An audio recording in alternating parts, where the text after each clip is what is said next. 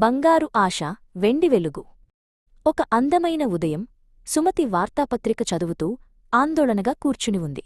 ఆమె భర్త వివేక్ కాఫీ తాగుతూ ఆమెను గమనిస్తున్నాడు. పత్రికలో బంగారం ధరలు ఆకాశాన్ని తాకుతున్నాయి అనే వార్త పెద్ద అక్షరాలతో కనిపిస్తోంది. త్వరలో రాబోయే తమ బంధువుల పెళ్లికి బంగారం ఎలా కొనాలా అని సుమతి మదనపడుతోంది. సాయంత్రం సుమతి నగలు విక్రయించే దుకాణం ముందు ఆగిపోయింది. అద్దాల వెనుక మెరుస్తున్న బంగారు గొలుసును ఆమె ఆశగా చూస్తోంది. కాని దాని పక్కనే ఉన్న ధరను చూసి ఆమె నిట్టూర్చింది. మధ్యతరగతి కుటుంబానికి ఆ ధర అందని ద్రాక్షలా అనిపించింది.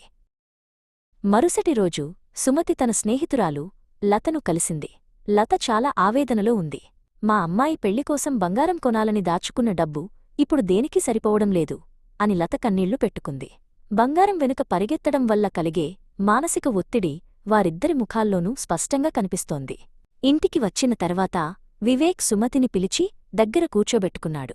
ఒక చిన్న లెక్కల పుస్తకం తీసి వారికి ఉన్న పొదుపు గురించి వివరించాడు. బంగారం ఒక్కటే పెట్టుబడి కాదు సుమతి, మనం ఇతర మార్గాల గురించి కూడా ఆలోచించాలి అని నచ్చచెప్పాడు. వివేక్ తన టాబ్లెట్లో వెండి వస్తువుల ధరలు మరియు ఇతర పొదుపు పథకాలను చూపించాడు.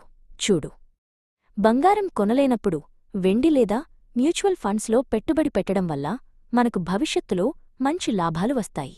కేవలం లోకం కోసం అప్పులు చేసి బంగారం కొనడం తెలివైన పని కాదు అన్నాడు వివేక్. సుమతికి వివేక్ మాటల్లోని నిజం అర్థమైంది. ఆమె తన మనసు మార్చుకుంది. మరుసటి రోజు ఆమె ఒక వెండి దుకాణానికి వెళ్లి తన బడ్జెట్కు సరిపోయే అందమైన వెండి నాణేలను, వెండి ఆభరణాలను కొనుగోలు చేసింది. ఆమె మనసు ఇప్పుడు ఎంతో ప్రశాంతంగా ఉంది. వివేక్ మరియు సుమతి ఒక పెట్టుబడి సలహాదారుని కలిశారు. వారు తమ వద్ద ఉన్న మిగిలిన డబ్బును సురక్షితమైన బాండ్లలో పెట్టుబడి పెట్టారు. బంగారం కోసం వెంపర్లాడకుండా ప్రత్యామ్నాయ మార్గాలను ఎంచుకోవడం వల్ల తమ ఆర్థిక భవిష్యత్తు సురక్షితంగా ఉందని వారు గ్రహించారు.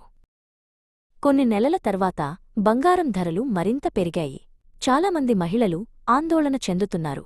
కాని సుమతి మాత్రం ప్రశాంతంగా ఉంది. ఆమె పెట్టుబడి పెట్టిన వెండి ధరలు కూడా నిలకడగా పెరిగాయి. తెలివైన నిర్ణయం తీసుకున్నందుకు ఆమె తనను తాను అభినందించుకుంది.